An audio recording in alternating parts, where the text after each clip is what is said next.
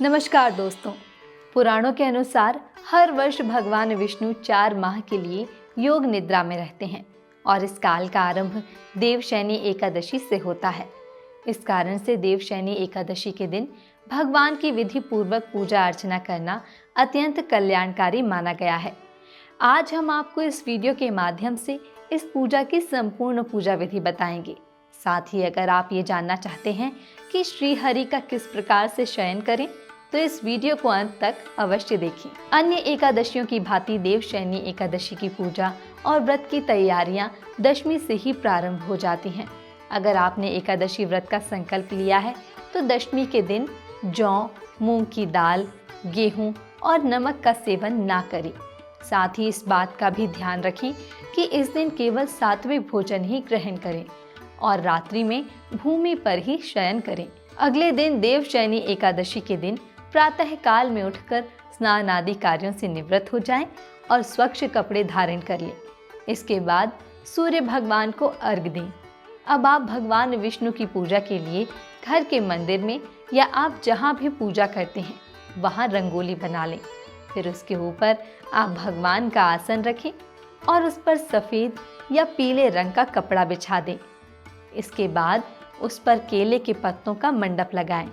अब चौकी पर भगवान विष्णु और माता लक्ष्मी की प्रतिमा को स्थापित करें। साथ में भगवान गणेश की प्रतिमा को भी वहां स्थापित करें और फिर कलश रखें। कलश के मुख पर मौली बांधें।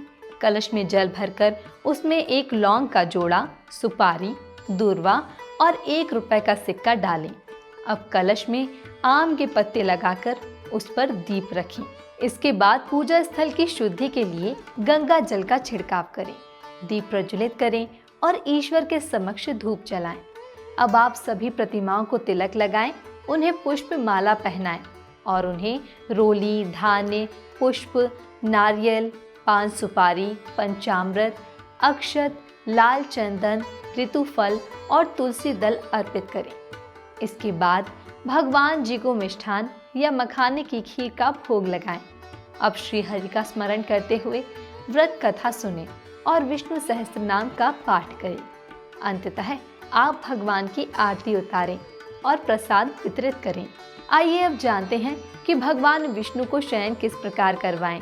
शास्त्रों के अनुसार भगवान की प्रतिमा को किसी स्वच्छ बिछौने पर सफेद वस्त्र बिछाकर शयन करवा सकते हैं। आपको उन्हें किसी ऐसी शांत स्थान पर रखना है जहां उनकी निद्रा में विघ्न न पड़े, लेकिन आमतौर पर घरों में ये संभव नहीं हो पाता है। इसलिए आप भगवान के समक्ष मानसिक रूप से आग्रह करें कि अब वह निद्रा अवस्था में चले जाएं और आप पर और आपके परिवार पर अपनी कृपा दृष्टि बनाए रखें। इसके अलावा भगवान विष्णु को केले का पेड़ और तुलसी का पौधा अत्यंत प्रिय है, इसलिए इस दिन आप उनकी भी पूजा विधि विधान से अवश्य करें। इसके लिए आप दोनों पौधों को तिलक लगाएं और उनके समक्ष धूप दीप जलाएं। साथ ही उन पर वस्त्र के रूप में उन पर कलावा बांधें। फिर जल, अक्षत और नैवेद्य अर्पित करें। ध्यान रहे, पूजा के बाद ब्राह्मणों या गरीबों को दान दक्षिणा अवश्य दें।